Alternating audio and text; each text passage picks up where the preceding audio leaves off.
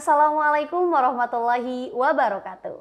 Kembali lagi di Oke, obrolan kita, obrolan inspirasi. Senang sekali bisa bertemu kembali di episode yang tidak kalah inspiratif tentunya. Saya hari ini ditemani oleh narasumber yang luar biasa.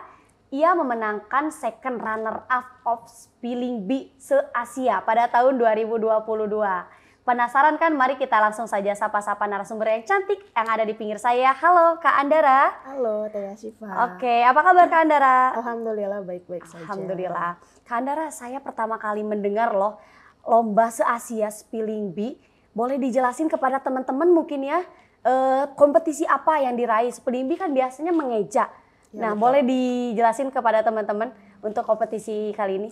Jadi untuk kompetisi Spelling Bee Asian English Olympic ini diadakan oleh BINUS. Nah kebetulan Spelling Bee ini kompetisi yang mengetes teman-teman semua nih gimana sebenarnya bisa nggak sih kita mengeja kata-kata dalam bahasa Inggris. Kan kadang ada yang beda ya, kayak ada yang ternyata dibacanya I atau dibacanya U gitu. Nah di situ kita benar-benar dites dan semua orang juga sama gitu. Bahkan ada yang jauh lebih jago juga gitu dari aku kayak gitu Kak. Mengenai kompetisi ini kan se-Asia ya Teteh ya, se-Asia. Boleh tahu nggak partisipasi antar negaranya itu ada berapa? Negara apa aja sih yang mengikuti kompetisi ini? Oh iya, jadi kalau negaranya secara total sih aku kurang tahu ya, tapi kemarin untuk lawan-lawan aku di tahun 2022 ini ada dari Vietnam, ada dari Filipina, Malaysia, kemudian di tahun 2021 juga ada Korea. Oh gitu. Kalau misalnya kemarin Kak Andara sendiri melawan negara mana gitu? Sebenarnya kalau aku yang paling susah justru lawan negara sendiri ya, karena betul karena finalisnya ini ternyata dari 5 finalis itu dari Indonesia semua. Oh dari Indonesia semua. Iya betul. Kita di perempat final waktu itu masih ketemu sama teman-teman dari Singapura gitu, tapi ternyata teman-teman Indonesia ini jauh lebih bagus mungkin ya, jauh lebih luar biasa ya kompetitif Indonesia ya. itu. Mungkin dalam kompetisi ini pasti ada proses yang dilalui ya. Betul. Boleh diceritakan proses yang dilalui itu atau challenging-nya apa kayak gitu Teh? Kalau untuk proses sendiri, aku nggak ada yang aneh-aneh ya, maksudnya nggak ada yang khusus, tapi mungkin lebih banyak baca-baca terkait kata-kata dalam bahasa Inggris yang mungkin kita kurang tahu juga ini apa sebenarnya gitu. Ada dari bahasa Yunani, bahasa Jerman, karena kan bahasa Inggris ini tidak cuma bahasa Inggris ya gitu. Jadi harus dilihat juga dia dari mana sih root words-nya, dari mana dia berasal kata-katanya kayak gitu. Oh gitu. Untuk background Andara sendiri mungkin ya emang punya skill berbahasa atau bagaimana? Kalau bahasa emang saya suka bahasa sih gitu. Jadi sekarang pun alhamdulillah sudah TOEFL dan sudah mengambil JLPT untuk bahasa Jepang juga gitu. Jadi memang suka bahasa. Tapi selebihnya nggak ada les atau apa gitu. Jadi ini emang kesukaan aja. Kesukaan aja. Mungkin Kak Andara sendiri bahasa apa sih yang Kakak kuasai ataupun pernah belajar gitu?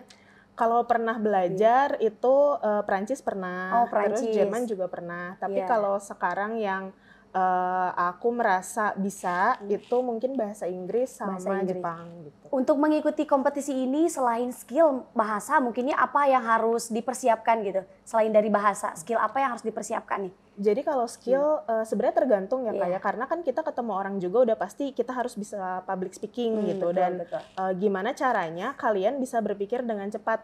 Jadinya kalian harus punya decision making yang bagus juga gitu. Ketika udah dikasih soal, kamu coba spelling di kata A gitu. Nah itu tuh kita harus langsung mikir karena cuma dikasih waktu sebentar. Oh gitu. Iya. Jadi harus mikirin kata dari A gitu. Betul. Misalnya dikasih katanya trial. Nah kan mungkin kita bingung ya trial gimana ya spellingnya gitu. Nah itu tuh harus lebih cepat lagi gitu. Karena cuma dikasih kalau saya nggak salah itu nggak sampai 1 menit gitu untuk ini. Jadi kayak 5 detik, 10 detik gitu. Oh gitu? Iya. Berarti durasinya cukup cepat ya? Betul. Tapi kalau misalnya dalam durasi cepat itu dikasih kata-katanya yang panjang atau misalnya kayak sederhana aja? Kalau untuk, jadi ada tingkatannya untuk spelling bee sendiri ya, karena kita di tingkat universitas, karena kita udah di universitas itu, kata-katanya jauh lebih bervariasi gitu. Boleh dikasih contohnya mungkin seperti apa? Contohnya ya, jadi ada satu kata yang waktu itu sebenarnya cukup menarik ya. Dia dibacanya silkent. Jadi silkent ini tuh mengejanya COELACANTH, silkent. Sulit ya. Iya betul. Jadi kan itu beda ya antara penulisan dengan pengucapan gitu. Nah itu salah satu yang diujikan pada saat itu. Keren sekali ya, luar biasa. Untuk Kak Andara sendiri, benefit apa sih yang kakak dapatkan setelah mengikuti kompetisi yang luar biasa ini? Karena ini kompetisinya se-Asia ya. Iya betul. Sangat luar biasa, silakan. Kalau untuk benefitnya sendiri memang dari ada ya seperti hadiah gitu, hadiah berupa uang, kemudian ada sertifikat. Tapi kita juga punya jadi ada relasi dengan teman-teman dari luar ini gitu. Jadi kalau mungkin kita mikirnya kayak kita dapat relasinya gimana gitu. Tapi pada saat itu karena kita masih COVID, jadi kita kan online. Kita dimasukin nih dalam satu grup WhatsApp. Jadi kita bisa saling berkenalan ya. Mungkin kalau bahasa sekarang itu mutualan gitu ya. Mutualan. Kakak sendiri mutualan follow Twitter gitu ya mungkin. Iya. Apalagi nih benefit yang kakak dapatkan setelah pasca kompetisi ini? Jadi karena juri-jurinya pada saat itu tuh emang ini banget ya, welcome banget sama kita. Jadi mereka juga ternyata mereka punya posisi-posisi yang sebenarnya kita mungkin kurang tahu ya, kayak President of Association of Wordsmith atau apa gitu. Kita jadi punya koneksi keluar gitu. Kita jadi nggak cuma berada di kampus kita aja nih gitu, tapi kita keluar juga bisa. Gitu. Untuk saat ini Kak Najla sendiri, prestasi apa sih yang ingin Kak Najla raih selain Spelling Bee ini? Spelling Bee. Sebenarnya kalau misalnya prestasi sih masih banyak ya, ada beberapa cabang. Kalau di bahasa Inggris itu ada spelling, ada speech atau pidato, kemudian ada storytelling juga gitu. Nah, aku sebenarnya pengen banget untuk ke speech, tapi mungkin kalau sekarang kayaknya untuk universitas udah nggak bisa ya karena udah semester akhir juga gitu. Jadi sekarang fokusnya sama skripsi gitu kakak? Betul, sekarang kebetulan sama sedang semester akhir ya? Betul, sedang semester akhir. Mungkin selain dari itu, ada gak sih kata-kata buat menginspirasi teman-teman kayak gitu?